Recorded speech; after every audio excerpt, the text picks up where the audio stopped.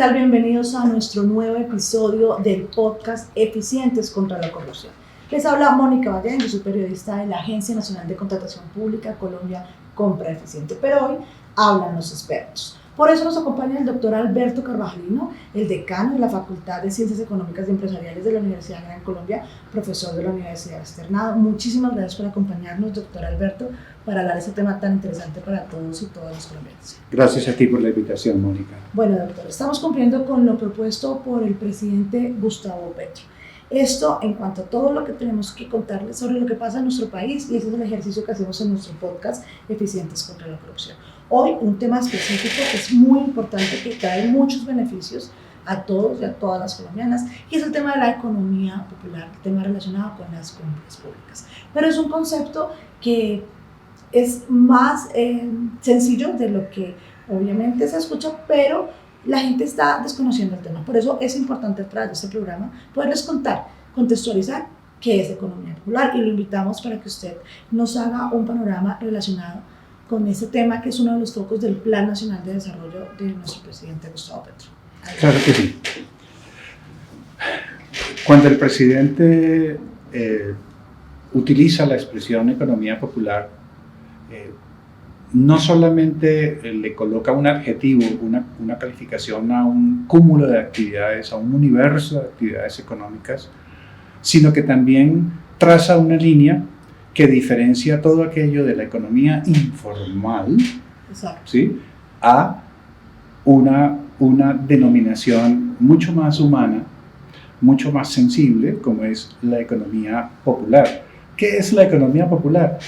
Es todas aquellas actividades económicas con las cuales nos relacionamos realmente en nuestra vida cotidiana, en nuestro barrio, en la calle, todos aquellos pequeños comerciantes que vemos luchando por un espacio en la ciudad para hacerse a un espacio que le permita generar ingresos para sobrevivir. Sí, eso es importante. Queremos contarles cuáles son esos actores de la economía popular para que la gente se pueda reconocer, todos nuestros oyentes, la gente que nos está viendo a través del podcast, para que sepan si son parte de esos actores de la economía popular.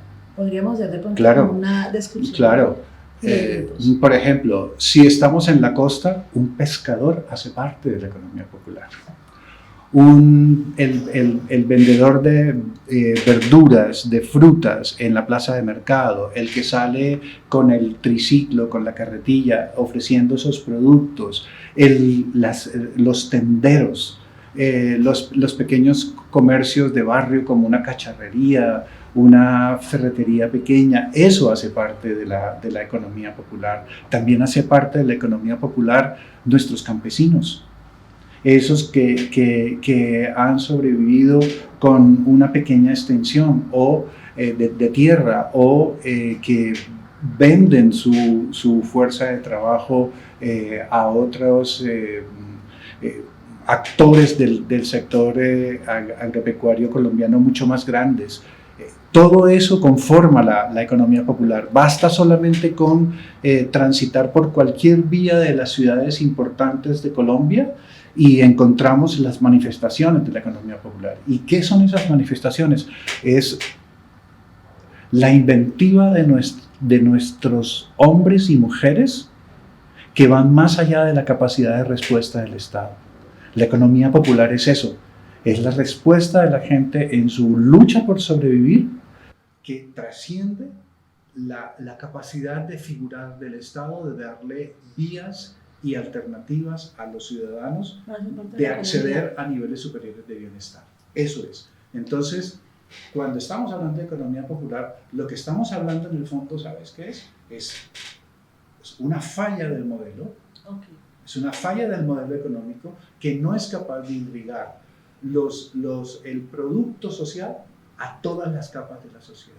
Incluirlos en la red y en el proceso de economía. Por supuesto. Entonces, ¿qué pasa? Las personas hacen ese tipo de manifestaciones, pero ¿con qué se articulan? Se articulan con las estructuras, ¿cierto? Con las estructuras de una u otra manera, en una cadena de intermediarios que hacen que el proyecto que ellos empiezan a realizar tenga muy poca probabilidad de éxito de por las sostenibilidad. intersecciones que se van dando y Claro. eso va generando obviamente menos ganancias para todos, ¿no? Claro, es que ellos están absolutamente desprotegidos históricamente en nuestro país. Entonces, cuando se habla de economía popular, ¿sabes qué es lo que está sucediendo? Lo que está sucediendo es que le estamos reconociendo derechos sociales y políticos a un segmento de la población que desde hace muchos años nunca se les había hecho ese reconocimiento. No, y que además somos todos y todas los colombianos, porque digamos no estamos hablando de un sector mínimo, sino que es la mayoría. O sea, creo que lo que usted dice, doctor, vamos por la calle y vamos encontrando todas como estas personas que se dedican y que hacen parte de la economía popular. Doctor, explíquenos, digamos, cuáles son esas actividades que estamos contando generan social y económicamente significado para poderlas traer al tema de relacionarlas en este nuevo proyecto desde la agencia, desde ese plan, ese objetivo de hacerlos parte de las compras públicas. O sea, ¿cuáles actividades, digamos, podríamos traer a colación? Es que lo interesante de la apuesta, lo interesante es que hay una nueva postura en la mirada a ese universo de la sociedad colombiana que nunca había sido sujeto de derechos. Exacto. ¿Sí? Entonces, ese es un primer punto. Entonces, eso es una postura moral. ¿Sí? Eso es una postura moral. Entonces, hay una clara diferencia en reconocer derechos a ese universo de personas. Entonces, ese pescador, esa tejedora de mochilas de La Guajira, ese artesano del Huila, ese fabricante de alimentos en la calle, el campesino, nuestro campesino, todos esos actores, ¿cierto? En esta denominación tienen derechos. Entonces, no es, si les reconocemos derechos, pero no le transformamos su vida, es ahondar aún su frustración más. Entonces, lo que hay que hacer es insertarlos en los circuitos económicos a través de ese gasto público que el gobierno hace en las compras, integrarlos ahí para que ellos tengan oportunidad, ¿sí?, de articularse con el Estado y tener esas dos nuevas alternativas de progreso. Uno, que se les reconozcan sus derechos, y otro, poderse insertar en esos circuitos económicos de tal manera que ellos puedan acceder a niveles superiores de bienestar. Esas oportunidades también. Si ese segmento tan inmenso accede a niveles superiores de bienestar, el conjunto de la sociedad colombiana accederá a niveles superiores de bienestar. Como dice el presidente Gustavo Petro, que habla de empoderar la economía popular, y lo decía recientemente, que la economía popular es realmente el motor de la economía nacional de nuestro país. Y es que los gobiernos siempre han creído que estos sectores, que este universo de personas, como usted bien lo menciona, es un problema, y lo que se ha generado es una invisibilización de todo este sector de economía, que es lo que realmente nos mantiene incluso a los grandes. Yo lo invito a que veamos este video del presidente Petro, donde él contextualiza cómo es el objetivo de proteger, precisamente estimular y darle como otro poder a la economía popular en nuestro país. Nosotros proponemos empoderar la economía popular. ¿Qué es eso? El vendedor ambulante, la que vende empanadas, la microempresa, el que convirtió el garaje de su casa para hacer camisas. En el campo, en el mundo rural, es el campesinado, por eso llega hasta el 80%. Ni más ni menos, eso que ustedes llaman informalidad en el campo, es el campesino, la campesina, la familia campesina. Empoderar esa economía es una forma de lograr que los ingresos de esos puestos de trabajo sean mayores.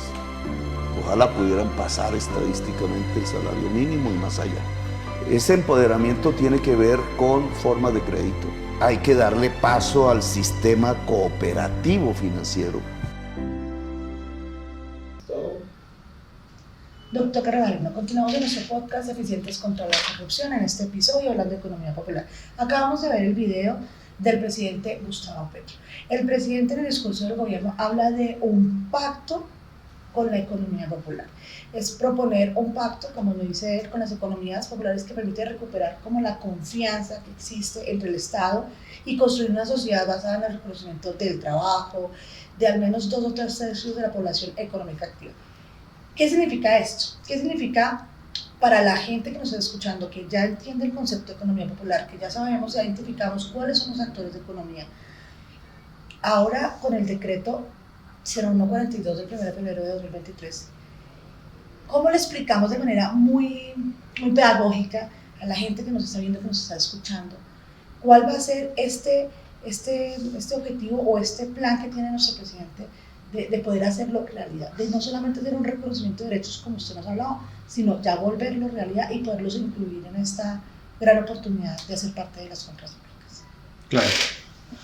Es que lo que el presidente está planteando es un punto de quiebre muy fuerte, muy profundo en el tratamiento de un segmento muy importante de nuestra sociedad en Colombia. Significa eso que esas personas que hacen parte de la economía popular, todas esas manifestaciones, tengan el conocimiento a través de un proceso de educación, digámoslo así, de esta manera, que entiendan cuáles son sus oportunidades a nivel regional, a nivel nacional, de hacer parte de esos vendedores al Estado de bienes y servicios para que el Estado cumpla sus mandatos, sus objetos, a través no solamente de los grupos empresariales de siempre, sino que también este segmento de la economía popular entre a competir por ese derecho constitucional que también tienen. ¿Me explico? Entonces, ¿qué significa eso? Significa que la economía popular es y debe ser un actor importante en la capacidad de atender las necesidades del Estado en el cumplimiento de su objeto social. Me refiero, te voy a poner un ejemplo. El PAE, el Plan de Alimentación Escolar, ¿cierto? Sí. Hay una tabla con los valores de nutrientes para los estudiantes y hay un menú, una dieta compuesta por productos.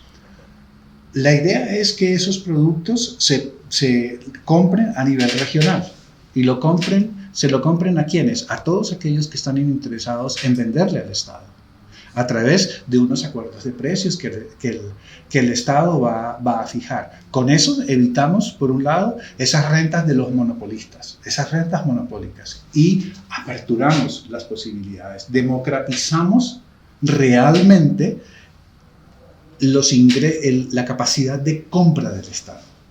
Entonces, pequeños campesinos asociados, pequeños comerciantes asociados, pequeños artesanos asociados, pequeños pescadores asociados, pueden ofrecer sus productos, ¿cierto?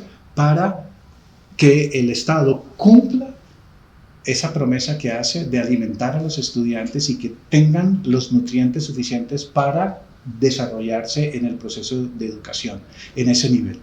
Entonces, cuando tú insertas a ellos, lo que estás haciendo es irrigando en la sociedad los recursos, ¿sí? La capacidad del Estado de generar riqueza a través de ese tipo de actividades. Y además es que no hay otra salida, porque igual el Estado como tal tiene que adquirir bienes y servicios, y lo que usted hablaba, doctor Carvalho, siempre es un tema de monopolización como de las grandes empresas, y son oportunidades que todos tienen que aprovechar de alguna manera. Usted nombraba un tema que es importante, y es el tema de la pedagogía, o sea, es el tema de enseñarles a la gente. Yo le quiero contar, doctor, que yo claramente imagino que usted ya sabe, y es que desde la agencia, nuestro director, el doctor Samuel Esteros, está haciendo un gran ejercicio a nivel nacional y ha hecho recientemente convenios y alianzas con universidades, incluso con el SENA, precisamente para generar una capacitación, y desde acá también se están generando capacitaciones a nivel nacional, precisamente para generar educación, para que la gente entienda cómo se producen las compras públicas, cómo volverse proveedor del Estado y cómo conocer esas oportunidades y poderse vincular. Usted nos hablaba ahorita de la oportunidad que existe de que los sectores de la economía se asocien, los pescadores, los artesanos, para que puedan también cumplir con las ciertas, digamos, lineamientos que se dan para poder ser parte como de proveedor del Estado. Bueno, doctor, le invitamos a ver un video acerca del tema que usted nos está hablando, precisamente que tenemos acá desde la Agencia Nacional de Contratación Pública. Andrés, por favor, vamos adelante con el video y retomamos con el doctor Carvajal. Ser proveedor del Estado es un derecho de todas y todos, y es una apuesta del Gobierno del Cambio. El Gobierno de Colombia apoya emprendimientos populares y comunitarios y les abrirá las puertas para que puedan acceder a participar en los procesos de contratación del Estado. Porque el cambio es contigo. Colombia Compra Eficiente. Conoce más en www.colombiacompra.gov.co. Bueno, doctor, hay un tema importante, doctor Carvajal. Estamos hablando de que el Estado realiza compras y bienes y servicios a las organizaciones de la economía popular mediante unos procesos de contratación pública directa, que es como la opción, obviamente bajo criterios de transparencia, de rendición de cuentas que hace la entidad. Pero cuéntanos en esta oportunidad, ¿qué tiene la economía popular para convertirse en proveedor del Estado? ¿Qué es lo que está cambiando? ¿Qué es lo que la gente tiene que saber para entender que gracias al presidente Gustavo Petro y a todo el lineamiento que se está dando, los cambios que estamos viendo en el país, cuál es hoy la oportunidad y cuál ha sido el cambio? Antes estaba muy limitado como el tema para ser proveedor. Hoy, ¿cómo funciona? ¿Cómo nos podemos traer a este sector? Claro. Es que todo parte de realmente vivenciar y hacer efectivo esa palabra que todos usamos a veces, pero que a veces no le encontramos como los límites, y es la democratizar la información. Cuando se democratiza la información, todos los ciudadanos tienen acceso a la información que genera el Estado. La información que genera el Estado no son solamente obligaciones, son también derechos, y los derechos generan oportunidades. Entonces, cuando usted abre la información, democratiza la información y explica didácticamente lo que es un SECOP, ¿cierto? Lo que es un SECOP, y eso lo colocamos al alcance de todos los ciudadanos. Exacto. Todos los ciudadanos podrán visualizarse en las oportunidades que están inmersas ahí, ¿cierto? Si el Estado necesita mandarinas frescas, por colocarte un ejemplo, exacto, para cumplir con el PAE, ¿cierto? Un campesino de cualquier vereda de Cundinamarca, del Magdalena, del Valle, que tenga ese producto, se va a visualizar ahí y va a entender que tiene una oportunidad ahí, ¿ya? Y ahí están tanto la información de precios, cantidades, calidades, tiempos. Entonces, si eso no es, para colocarlo en términos gráficos, tailandés para el resto de las personas, y todos estamos hablando el mismo lenguaje, entonces estamos democratizando la información, estamos democratizando las oportunidades de poderse articular a esos poderosos circuitos económicos que se irrigan desde el Estado, que nunca antes habían estado a disposición de ese gran universo de ciudadanos que conforman la economía popular. No, y la democratización de la información, o sea, la importancia de que todos y todas las colombianas puedan tener acceso, o sea, no importa en qué sector se encuentren o qué producto estén desarrollando, sino que conozcan la información, que sepan que esto está cambiando, pero además que entiendan que hay oportunidades, que hay muchos en este momento. Nosotros tenemos muchos acuerdos marco de precios en los que se puede participar, y la importancia de que conozcan esa información que desde acá brindamos también. Doctor, cuéntenos un tema importante, y es el tema del decreto 0142, para que la gente que lo conozca, ¿sí? ¿Cuál es la apuesta del director de nuestra entidad, el doctor Stanley Ballesteros, qué deben hacer para los pequeños y medianos productores pequeños? O sea, ¿cuál sería, como digamos, su línea, su consejo, para que desde la entidad también se valore y se pueda enfatizar para poderlos incluir? ¿Cuál sería como ese plan de trabajo? Claro. es eso, lo que acabamos de hablar. Está muy relacionado con la pregunta anterior. Creo que el gran reto es democratizar la información y los elementos que contiene ese decreto. ¿Me explico? O sea, que todos los actores de la economía popular entiendan que entiendan a través del conocimiento de ese decreto que tienen potencialmente un rol que poder desarrollar. ¿Me explico? Entonces, es que un pequeño campesino en la historia de Colombia, cuando había sentido que tenía la oportunidad de poder ser un actor en el circuito económico nacional más allá de la venta de su cosecha. Nunca. Y que es una, o sea, lo que ha venido funcionando hasta acá es el gran, el monopoliza el mercado, el gran comercializador. Claro, es que precisamente ese es el problema de la pobreza del campesino, sí. Que además de los impedimentos históricos del acceso a la tierra, se tiene que enfrentar a una estructura de intermediarios, ¿cierto? A una estructura de intermediarios que hacen que sus productos lleguen a un precio que no refleja la ganancia del campesino, y sí refleja la ganancia de los intermediarios, ¿ves? Entonces, por eso el campesino en este país está condenado a vivir en los niveles de pobreza, ¿sí? Porque tiene una estructura a su alrededor que se ha diseñado en el relacionamiento con la economía campesina que no le permite acceder a niveles superiores de bienestar. Además que ese comerciante también, obviamente, de alguna manera, como por no usar adjetivos, pero sí aprovecha al campesino al que saca eso, desconociendo como todo su trabajo, la inversión, tiempo y todo eso, para lograr precios muy, muy bajos para poderlos potencializar afuera. Y entonces ahí es cuando la gente también no le ve sentido de sembrar en el campo porque no obtiene las ganancias que se requieren. Ahorita claro. Por el tema de la pandemia veíamos muchos ejercicios de gente que salía en redes sociales a vender sus productos directamente, claro. Pues porque tenían que de alguna manera lograr los ingresos. Hoy en nuestro podcast, que es precisamente parte del ejercicio de democratizar esa información, de poderles llegar a todos y a todas las colombianas, ¿cuál sería, ya lo miramos desde el punto de vista de la entidad, cuál sería hoy, doctor Carvajal, ese mensaje para que la gente realmente crea en esta oportunidad, que no sienta que como es tan pequeño productor, el pequeño empresario, porque es eso, un emprendedor, empresario, un productor, que entienda y que crea y conozca la oportunidad que tiene?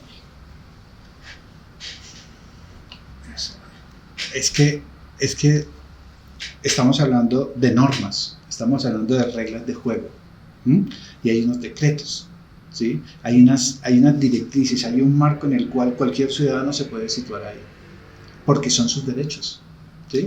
Por eso cuando al principio de esta conversación hablábamos que una de las principales características de reconocer y darle estatus, darle institucionalidad a la economía a la economía popular, se descansaba precisamente en reconocer derechos sociales, derechos políticos a ese universo llamado economía popular. Es que no estamos hablando de cualquier número pequeño, estamos hablando más o menos de 20 millones de personas.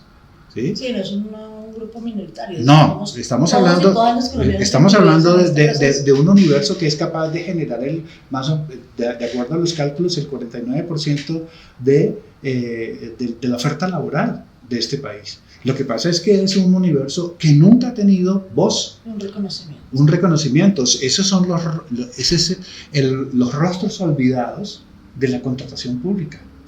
¿Me explico? Entonces, es un vacío, es una invisibilización que se le ha hecho a todo ese segmento de la población y que hoy, cuando se les da, entonces eso genera un discurso nuevo, un diálogo nuevo, una construcción nueva que por supuesto puede incomodar. Sí, puede incomodar, ¿cierto? Porque entra al escenario un actor que puede ser preponderante y determinante en las dinámicas tanto territoriales como nacionales, pero es el deber ser de las cosas. Ese es el sentido de la democracia, Ese es por eso cuando el presidente habla de economía popular y le da esa preponderancia, él no está hablando desde lo que siempre se ha hablado, desde la política económica. Él está hablando desde la economía política, porque él está sentando una postura moral y un discernimiento diferente al manejo económico de siempre en Colombia. Esa es la diferencia. Y que vamos a cambiar, digamos, en este momento ese discurso que se ha venido manejando y que la gente tiene que conocer y que la gente tiene que aprovechar, y obviamente así genera asperezas o genera incomodidades. También es importante que sepan que sí existen oportunidades, porque el Estado como tal tiene muchas entidades públicas, muchos organismos que tienen que sí adquirir bienes y servicios de alguna manera. Total. Y es la oportunidad, porque Total. sí o sí se tienen que comprar. Y si las personas, ese universo de personas, de pronto no aprovechan la oportunidad, igual se tienen que adquirir y tienen que hacer parte de esa gama de proveedores para que desde acá se puedan adquirir. Doctor Carvajal, cuéntenos un tema importante para ya cerrar nuestro programa, nuestro podcast, y es, primero, invitarlos a todos, las personas que nos están viendo en este momento, que nos están escuchando, que nos sigan en nuestras redes sociales de la entidad, Colombia Compra Eficiente, darle gracias al doctor Robert Carvajalino por estar acá con nosotros en nuestro podcast Eficientes contra la Corrupción, hablan los expertos. Y hoy tenemos a nuestro doctor Alberto Carvajalino, el decano de la Universidad Gran Colombia, en la Facultad de Ciencias Económicas y Administrativas. Queremos cerrar ese tema con un tema importante, y es que conozcamos que desde acá, desde la entidad, se están haciendo muchos acuerdos marco de precios, que existen los lineamientos para que la gente ingrese, conozca dónde pueden haber oportunidades para acceder a ese mercado público. Para hablarle, digamos, a las personas en un lenguaje más, digamos, no tan técnico, ¿cuál sería hoy el mensaje desde acá, desde el doctor Carvajalino, para explicar a todos que es una oportunidad, no solamente desde el Estado que está brindando, sino que esto es un juego, esto es un equipo, y acá tienen que participar ellos adquiriendo la información? Desde acá se brinda, pero tienen que vincularse, contarles que están haciendo capacitaciones, que están haciendo alianzas, que están participando en universidades, que el SENA y todo, para que no le digamos una excusa, o acceso también, ¿no?, a la información. Se está haciendo por todas partes para que la gente se vincule, se asocie, digamos, ese pequeño campesino, ese pequeño productor, que no sienta que por ser campesino, que por no tener documentos de alguna manera, que por no tener la formalización de su actividad comercial, no puede ser parte, sino que existen maneras, que son las cooperativas, las asociaciones, digamos. Ese es un último mensaje. Tal cual. Es que mire, pasamos de acuerdos, marcos de precios, en donde esos acuerdos generaban el dominio de 1, 2, 3 actores sobre determinados bienes, a unos acuerdos de precios que tienen una perspectiva diferente y que son incluyentes. ¿Incluyentes de quién? De todos aquellos que siempre fueron invisibilizados en las dinámicas de la contratación pública. Entonces, ¿cuál es la invitación? Exacto. La invitación es, uno, que hay que estar atentos en los territorios a las invitaciones, a las convocatorias a través del SENA, de universidades, que van a ofrecer espacios para que las personas de esos territorios entiendan lo que es este nuevo marco de contratación pública.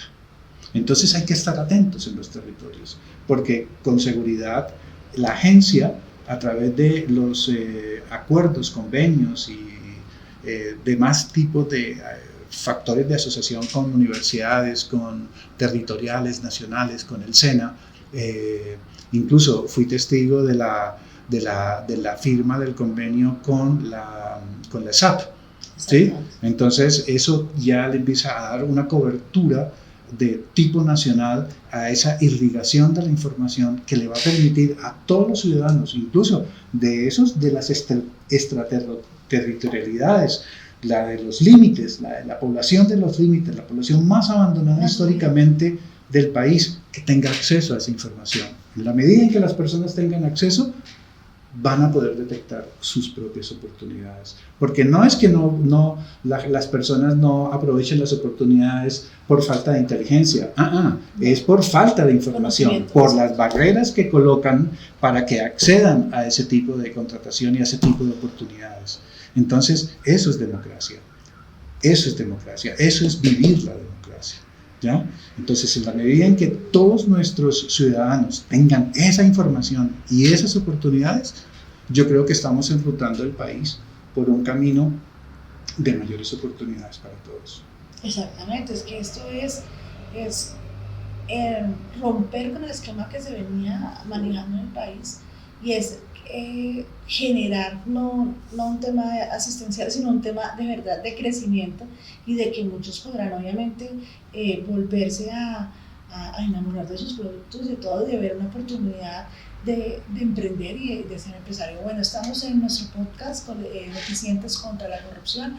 Hoy queremos darles las gracias a todos y a todos nuestros oyentes y todos nuestros oyentes a través de nuestro canal de YouTube, que tuvieron la oportunidad para que, así como lo hemos oído hablando con el doctor Carvajalino, puedan ayudarnos también a socializar esta información para que todos y todas las personas en Colombia la conozcan. Doctor Carvajalino, muchas gracias por haber estado en nuestro programa, en nuestro podcast, hoy Eficientes contra la Corrupción, trabajando ese tema tan importante como es la economía popular y las oportunidades que tenemos en las compras públicas. Gracias por la invitación. Gracias.